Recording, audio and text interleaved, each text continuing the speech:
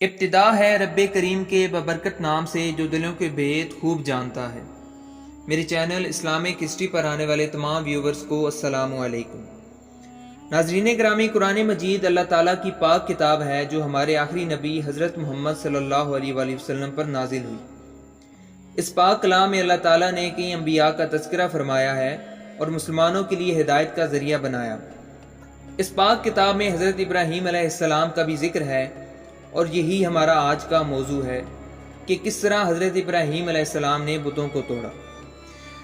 ناظرین گرامی، حضرت ابراہیم علیہ السلام نے بت پرستی کے معاملہ میں پہلے تو اپنی قوم سے مناظرہ کر کے حق کو ظاہر کر دیا، مگر لوگوں نے حق کو قبول نہیں کیا، بلکہ یہ کہا کہ کل ہماری عید کا دن ہے اور ہمارا ایک بہت بڑا میلہ لگے گا، وہاں آپ چل کر دیکھیں کہ ہمارے دین میں کیا لطف اور کیسی بہار ہے۔ اس قوم کا یہ دستور تھا کہ سالانہ ان لوگوں کا ایک میلہ لگتا تھا۔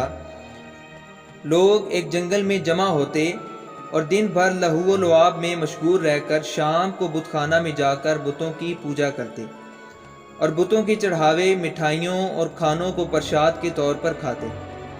حضرت ابراہیم علیہ السلام قوم کی دعوت پر تھوڑی دور تو میلہ کی طرف چلے، لیکن پھر اپنی بیماری کا عذر کر کے واپس چلے آئے اور قوم کے لوگ میلے میں چلے گئے۔ پھر جو میلے میں نہیں گئے، آپ نے ان لوگوں سے صاف صاف کہہ دیا، اور مجھے اللہ کی قسم ہے میں تمہارے بتوں کا برا چاہوں گا، بات اس کے کہ تم پھر جاؤ پیٹھ دے کر۔ چنانچہ اس کے بعد آپ ایک کلہاڑی لے کر بت خانہ میں تشریف لے گئے اور دیکھا کہ اس میں چھوٹے بڑے بہت سے بت ہیں اور دروازے کے سامنے ایک بہت بڑا بت ہے۔ ان چھوٹے معبودوں کو دیکھ کر توحید الہی کے جذبہ سے آپ جلال میں آ گئے اور کلہاڑی سے مار مار کر بتوں کو چکنا چور کر ڈالا اور سب سے بڑے بت کو چھوڑ دیا، اور کلہاڑی اس کے کندھے پر رکھ کر آپ بت خانہ سے باہر چلے آئے۔ قوم کے لوگ جب میلے سے واپس آ کر بت پوجنے اور پرساد کھانے کے لیے بت خانے میں گھسے تو یہ دیکھ کر حیران رہ گئے کہ ان کے دیوتا ٹوٹے پھوٹے پڑے ہوئے ہیں۔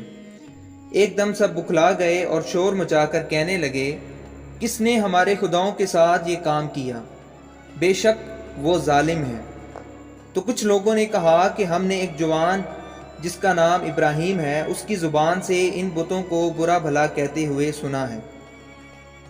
قوم نے کہا کہ اس جوان کو لوگوں کے سامنے لاؤ، شاید لوگ گواہی دیں کہ اس نے بتوں کو توڑا ہے۔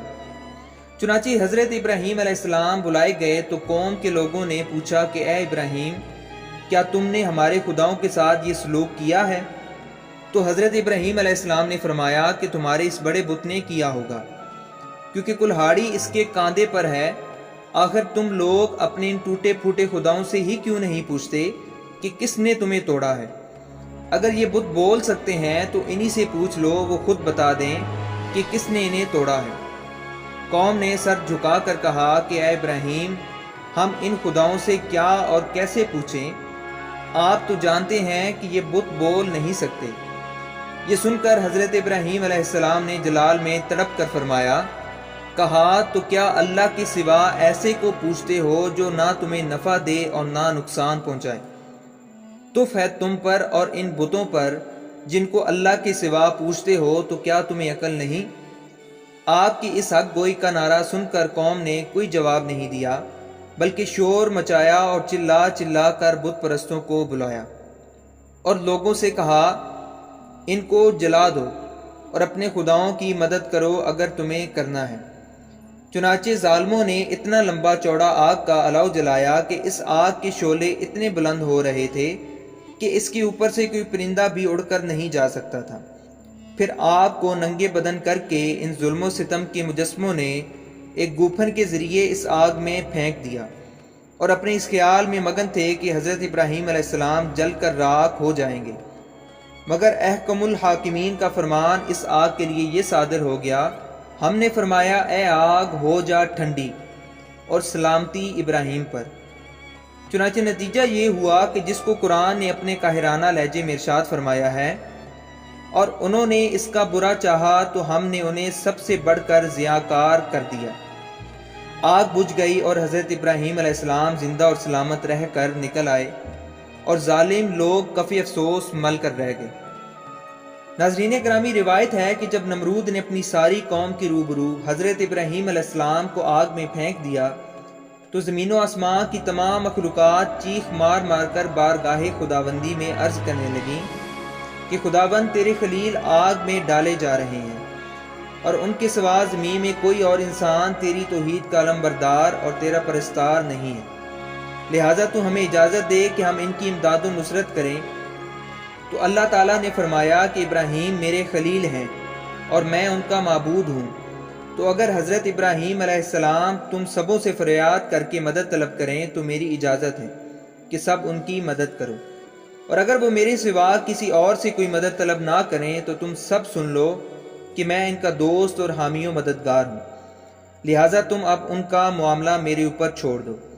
اس کے بعد آپ کے پاس پانی کا فرشتہ آیا اور کہا کہ اگر آپ فرمائیں تو میں پانی برسا کر اس آگ کو بجھا دوں۔